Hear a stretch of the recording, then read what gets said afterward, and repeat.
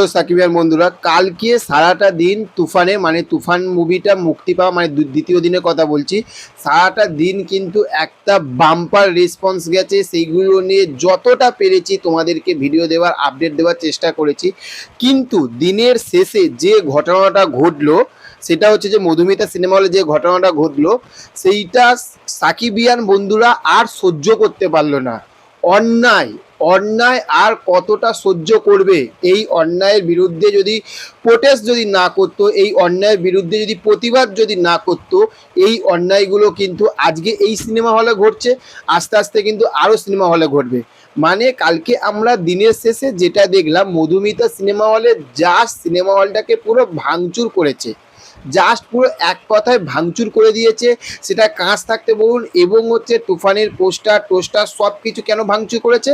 তারা তুফান মুভিটা টিকিট পাচ্ছে না। কত দূর দূর দূর দূর থাকতে আসছে, আসার পরে তারা তুফান মুভিটা টিকিট পাচ্ছে না।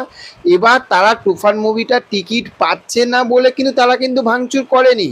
এটার কারণ আছে, সেইটা হচ্ছে যে তারা এত দূর দিয়ে যখন আসছে, এসে ঘন্টার পর ঘন্টা যখন লাইন দিচ্ছে, তখন বলছে তুফান মুভির টিকিট শেষ, এবং সেখানেই সেই হলেরই অন্য দিকটায় দেখছে সেই তুফান মুভি মানে সাকিব খানের তুফান মুভির টিকিটটা ব্ল্যাক চলছে।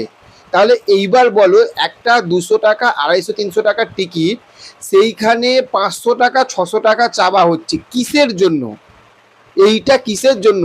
আমরা তো ফেসবুক টুইটার যাতে যা এতে দেখতে পাচ্ছি, বাংলাদেশের এই প্রথম একটা তুফান মুভি আমি দেখলাম যে এই রকম ক্রেজ। ভাই আমি সিরিয়াসলি বলছি, সাকিব খানের এতগুলো মুভি মুক্তি পেয়েছে, আমি এই রকম আমি রাজকুমার বা প্রিয়তমাতেও আমি এই রকম ক্রেজ দেখিনি।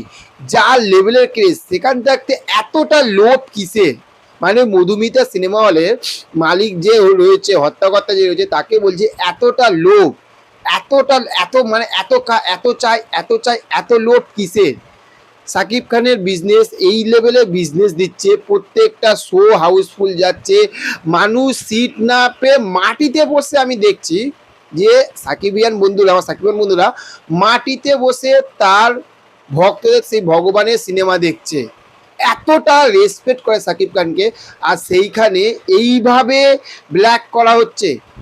তারা যে কাজটা করেছে এটা সত্যি খারাপ। আমি বলছি না যে ভাঙচুর, এটা ভাঙচুর করেছে না বেশ করেছে ঠিক করে, তা না, কিন্তু সব কিছুরই না একটা সহ্য, একটা সীমা, একটা ক্ষমতা থাকা দরকার।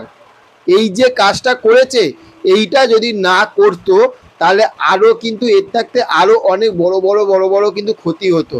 সাকিব খান বন্ধু, আমাদের সাকিব খান বন্ধুদেরকে একটা কথা বলবো, দেখুন রাগের মাথায় যাই করুন না কেন, একটা জিনিস আমার সত্যি খুব খারাপ লাগলো, সেটা কিছু কিছু বাচ্চা বাচ্চা ছেলে, বড় বড় ছেলেরা না, একদম বাচ্চা বাচ্চা কুচে কুচে ছেলেগুলো, তারা সাকিব খানের পোস্টারগুলোকে পা দিয়ে ছিঁড়ছে।